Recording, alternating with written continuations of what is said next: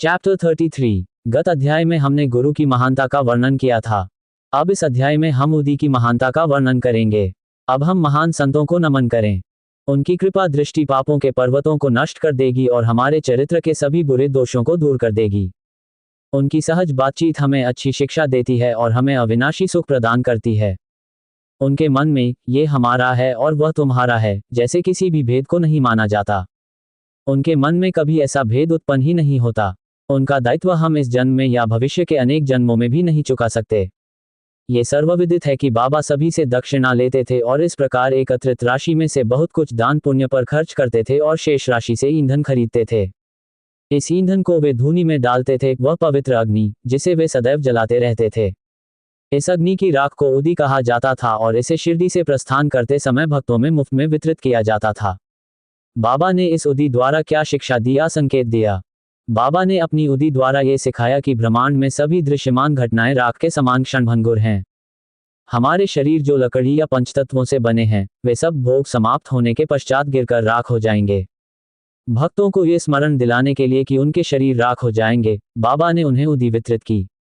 बाबा ने उदी द्वारा ये भी सिखाया कि ब्रह्म ही एकमात्र सत्य है और ब्रह्मांड अनित्य है तथा इस संसार में कोई भी, चाहे वह पुत्र हो, पिता हो या पत्नी हो, वास्तव में हमारा नहीं है। हम यहाँ इस संसार में अकेले आते हैं और हमें अकेले ही जाना है।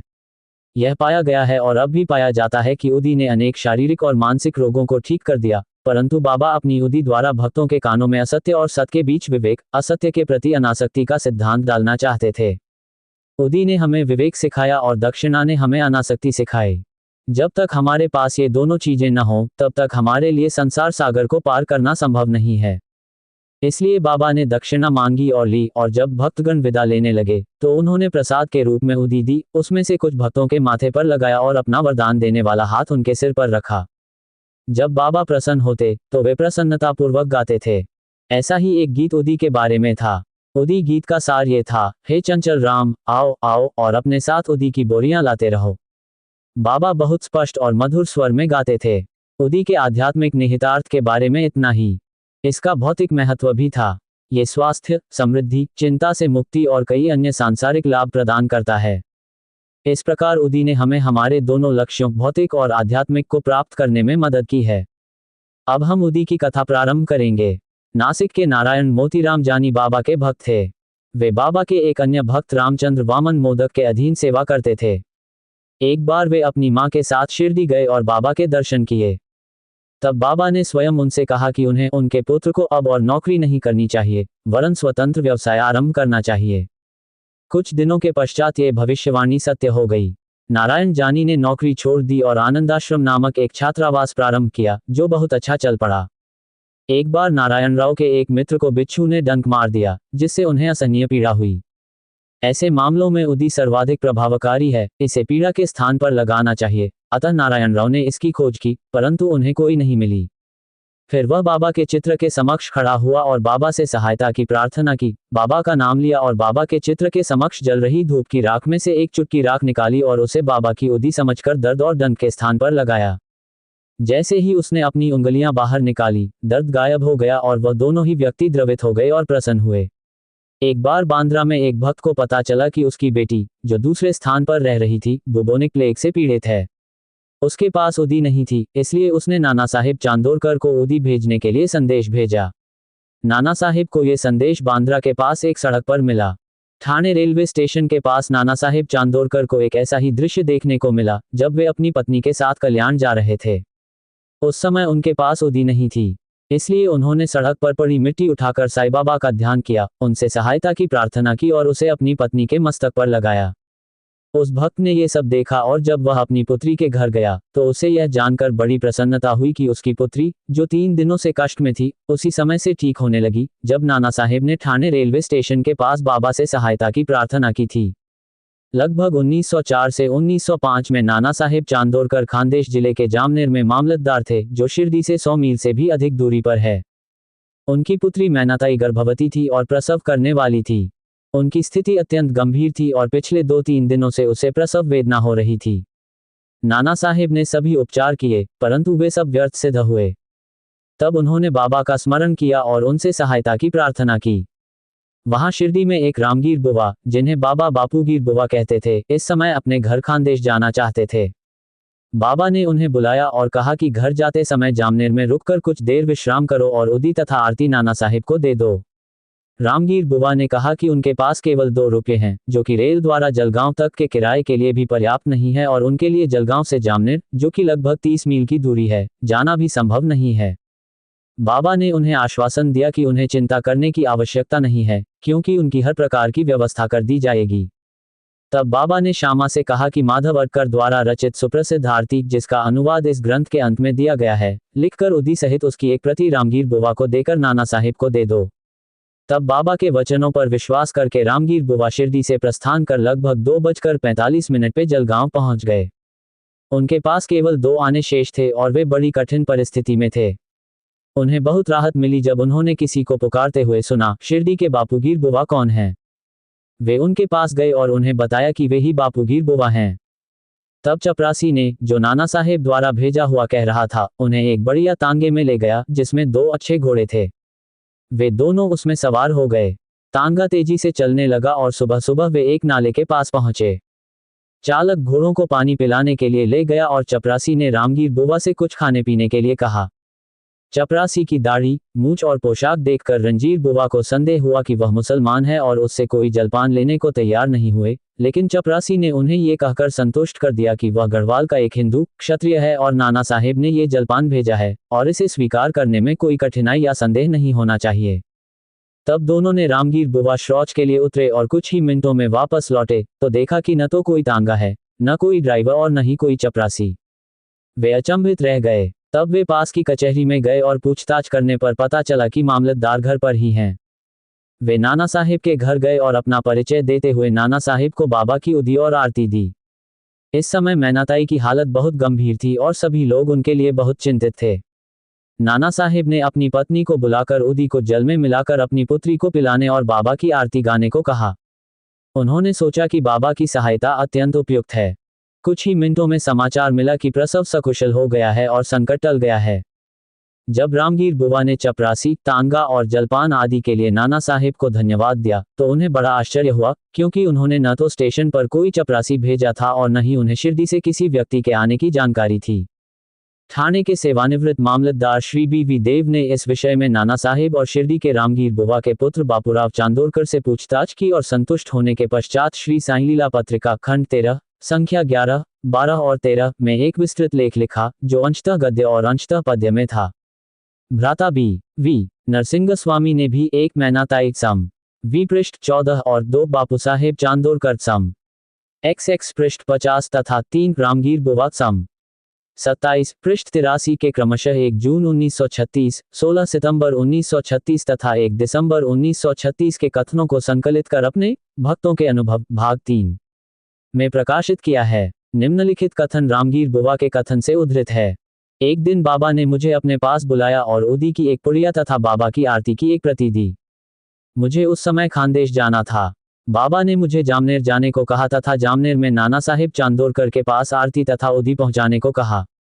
मैंने बाबा से कहा कि मेरे पास केवल 2 रुपये हैं तथा उनसे पूछा कि इससे मैं कोपर गांव से जलगांव तक रेल द्वारा तथा जलगांव से जामनेर तक ठेले द्वारा कैसे जा सकता हूं। बाबा ने कहा, ईश्वर देगा। वह शुक्रवार था, अतः मैं तुरंत चल पड़ा। मैं शाम 7:30 पे मनमाड तथा सुबह 2:45 पे जलगांव पहुंचा। उस समय प्लेग के नियम लागू थे तथा मुझे बहुत परेशानी हुई। मुझे ये पता लगाना था कि जामनेर पहुंचने के लिए मुझे क्या करना चाहिए। लगभग 3 बजे जूते, पगड़ी तथा अन्य अच्छी पोशाक पहने एक चपरासी मेरे पास आया तथा मुझे तांगे में बिठाकर आगे ले गया। मैं भयभीत था। भगूर मैंने जलपान किया। हम सुबह सुबह जामनेर पहुंच गए और जब तक मैं शौच के लिए गया, तांगा और उसका चालक गायब हो चुके थे। भक्त नारायण राव, पिता का नाम और उपनाम नहीं दिया गया है, को अपने जीवन काल में 2 बार बाबा के दर्शन करने का सौभाग्य प्राप्त हुआ। 1918 में बाबा के देहावसान के 3 वर्ष पश्चात वे शिरडी आना चाहते थे, परंतु वे आ न सके। बाबा की महासमाधि के 1 वर्ष के भीतर ही वे बीमार पड़ गए और उन्हें बहुत कष्ट होने लगा। सभी साधारण उपचारों से उन्हें कोई लाभ नहीं हुआ, अतः वे दिन रात बाबा का ध्यान करते रहे। एक रात उन्हें स्वप्न में एक दृश्य दिखाई दिया। बाबा एक तहखाने से उनके पास आए और उन्हें सांत्वना देते हुए कहा, चिंता मत करो, कल से तुम्हारी स्थिति में सुधार हो जाएगा और 1 सप्ताह के भीतर तुम अपने पैरों पर चलने लगोगे। नारायण राव दृश्य में वर्णित समय के भीतर पुनर्तः स्वस्थ हो गए। अब विचारणीय बिंदु यह है, क्या बाबा इसलिए जीवित थे क्योंकि उनके पास शरीर था, और क्या इसलिए मृत हो गए क्योंकि उन्होंने इसे त्याग दिया? नहीं, बाबा सदैव जीवित हैं क्योंकि वे जीवन और मृत्यु दोनों से परे हैं। जो एक बार उनसे पूरे हृदय से प्रेम करता है, उसे वे कभी भी और कहीं भी उत्तर दे देते हैं।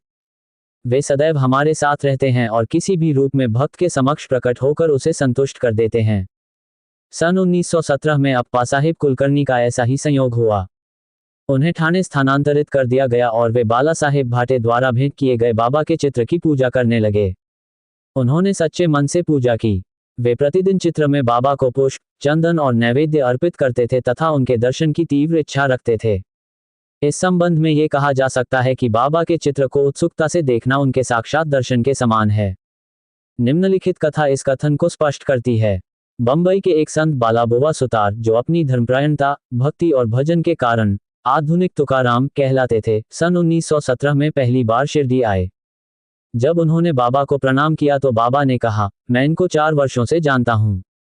बालाबुवा को आश्चर्य हुआ और उन्होंने सोचा, ऐसा कैसे हो सकता है, क्योंकि यह तो उनकी शिरडी की पहली यात्रा थी। लेकिन गंभीरता से विचार करने पर उन्हें स्मरण आया कि 4 वर्ष पूर्व उन्होंने बंबई में बाबा के चित्र के समक्ष दंडवत प्रणाम किया था और उन्हें बाबा के शब्दों का अर्थ समझ में आ गया था। उन्होंने मन ही मन कहा, संत कितने सर्वज्ञ और सर्वव्यापी हैं और वे अपने भक्तों के प्रति कितने दयालु हैं। मैंने तो केवल उनके चित्र के समक्ष दंडवत प्रणाम किया था। ये बात बाबा ने देख ली थी और समय आने पर उन्होंने मुझे यह अनुभूति करा दी कि उनके चित्र को देखना ही उनके साक्षात दर्शन करने के समान है। अप्पा साहेब की कहानी पर लौटते हैं। जब वे ठाणे में थे तब उन्होंने भिवंडी की यात्रा पर जाने वाले फकीर के 1 सप्ताह में वापस लौटने की कोई संभावना नहीं थी। उनकी अनुपस्थिति में तीसरे दिन निम्नलिखित अद्भुत घटना घटी। दोपहर के समय अप्पा साहेब के घर एक फकीर आया। उसकी आकृति बाबा के फोटो से बिल्कुल मिलती जुलती थी। श्रीमती कुलकर्णी और बच्चों ने उससे पूछा कि क्या वह शिरडी के साईं बाबा हैं। उन्होंने कहा, नहीं, परंतु उन्होंने कहा कि वे उनके आज्ञाकारी सेवक हैं और उनकी आज्ञा से ही परिवार का हालचाल पूछने आए हैं। तब उन्होंने दक्षिणा मांगी। महिला ने उन्हें 1 रुपया दिया। उन्होंने उसे उदी की एक पुड़िया दी और कहा कि इसे पूजा के लिए फोटो के साथ मंदिर में रख दो। तब वे घर छोड़कर चले गए। अब साईं की अद्भुत लीला सुनिए। भिवंडी में उनका घोड़ा बीमार पड़ गया, जिसके कारण अप्पा साहेब अपनी यात्रा जारी न रख सके। वे उसी दोपहर घर लौटे और अपनी पत्नी से फकीर के आने के विषय में जाना। उन्हें मन ही मन बहुत दुख हुआ कि उन्हें फकीर के दर्शन नहीं हुए तथा उन्हें यह भी अच्छा नहीं लगा कि केवल 1 रुपया दक्षिणा दी गई। उन्होंने कहा कि यदि वे उपस्थित होते तो कम से कम 10 रुपये अवश्य देते। तब वे तुरंत ही फकीर की खोज में निकल पड़े तथा बिना कुछ खाए पिए मस्जिद और अन्य स्थानों पर उनकी खोज की। उनकी खोज व्यर्थ हुई। तब वे घर लौट आए और भोजन किया। पाठकों को स्मरण होगा कि अध्याय 32 में बाबा ने कहा था कि भूखे पेट ईश्वर की खोज नहीं करनी चाहिए। इस विषय में अप्पा साहेब को शिक्षा मिली। भोजन के पश्चात वे अपने मित्र श्री चित्रे के साथ सैर के लिए निकले। कुछ दूर जाने पर उन्होंने देखा कि एक व्यक्ति तेजी से उनकी ओर आ रहा है। अप्पा साहेब ने सोचा कि यह वही फकीर होगा जो दोपहर के समय उनके घर आया था, क्योंकि उसकी आकृति बाबा के चित्र से मिलती जुलती थी। फकीर ने तुरंत हाथ बढ़ाकर दक्षिणा मांगी। अप्पा साहेब ने उसे 1 रुपया दे दिया। उसने बार बार मांगना आरंभ किया, अतः अप्पा साहेब ने उसे 2 रुपया और दे दिया। फिर भी उसे संतोष नहीं हुआ। तब उसने श्री चित्रे से 3 रुपये उधार लिए और उन्हें दे दिए। उसे और चाहिए था। अप्पा साहेब ने उसे अपने साथ अपने घर चलने को कहा। फिर वे सब घर लौट आए और अप्पा साहेब ने उसे फिर 3 रुपये दिए, कुल 9 रुपये। वह संतुष्ट दिखाई दिया और पुनः मांगने लगा। तब उसने कहा कि उसके पास 10 रुपये का नोट है। फकीर ने वही मांगा और ले लिया तथा 9 रुपये नकद लौटाकर चला गया। अप्पा साहेब ने कहा था कि वे 10 रुपये देंगे, अतः वह राशि उससे ले ली गई और बाबा के स्पर्श से पवित्र हुए 9 रुपये उसे लौटा दिए गए। यह अंक 9 महत्वपूर्ण है। ये 9 प्रकार की भक्ति को दर्शाता है। देखें अध्याय 21। यहाँ ये भी ध्यान देने योग्य है कि बाबा ने अंतिम समय में लक्ष्मीबाई शिंदे को 9 रुपये दिए थे। अप्पा साहेब ने उदी की पुड़िया देखी तो पाया कि उसमें कुछ पुष्प, पंखुड़ियां और अक्षत थे। कुछ समय पश्चात उन्होंने उदी की पुड़िया देखी और पाया कि उसमें कुछ पुष्प, पंखुड़ियां और अक्षत थे। जब वे शिरडी में बाबा के दर्शन करने आए तो उन्होंने उनसे बाल दान में ले लिए। उन्होंने उदी और केश को एक ताबीज में बांध लिया और उसे सदैव अपने हाथ में धारण किया। अप्पा साहिब को उदी की शक्ति का ज्ञान हो गया। वे अत्यंत चतुर थे और प्रारंभ में उन्हें 40 रुपये वेतन मिलता था, परंतु जब उन्हें बाबा का चित्र और उदी प्राप्त हो गई तो उन्हें कई गुना अधिक मासिक 40 रुपये मिलने लगे। साथ ही उन्हें अधिक शक्ति और प्रभाव भी प्राप्त हुआ। इन लौकिक लाभों के साथ साथ उनकी आध्यात्मिक उन्नति भी शीघ्र होने लगी।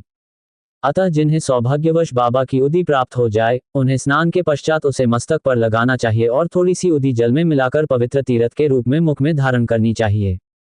सन 1917 में डहाणू थाना जिला निवासी हरिभाव कार्णिक गुरु पूर्णिमा के दिन आषाढ़ माह में शिरडी आए और उन्होंने बाबा का विधिपूर्वक पूजन किया। उन्होंने वस्त्र और दक्षिणा अर्पित की और शर्मा जी के माध्यम से बाबा की अनुमति लेकर मस्जिद की सीढ़ियों से नीचे उतरे। फिर उसने सोचा कि बाबा को 1 रुपया और अर्पित करना चाहिए और उठने ही वाला था कि श्यामा ने संकेतों से उसे बताया कि चूंकि उसे बाबा की आज्ञा मिल गई है, इसलिए उसे वापस नहीं लौटना चाहिए। इसलिए वह घर की ओर चल पड़ा। रास्ते में जब वह नासिक में काला राम के मंदिर में दर्शन के लिए गया, तो संत नरसिंह महाराज, जो मंदिर के बड़े द्वार के ठीक अंदर बैठते थे, अपने भक्तों को वहीं छोड़कर हरिभाव के पास आए, उनकी कलाई पकड़ी और कहा, मुझे मेरा 1 रुपया दे दो। कार्णिक को आश्चर्य हुआ। उसने बड़ी खुशी से रुपया चुका दिया और सोचा कि साईं बाबा ने वह रुपया, जिसे वह देने के लिए मन ही मन सोच रहा था, संत नरसिंह महाराज के माध्यम से वापस पा लिया है। इससे पता चलता है कि संत किस तरह एक साथ काम करते हैं। ये कहानी इस तथ्य को दर्शाती है कि सभी संत एक हैं और ये दिखाती है कि वे किस तरह एक साथ काम करते हैं। श्री साईं को नमन। सभी को शांति मिले।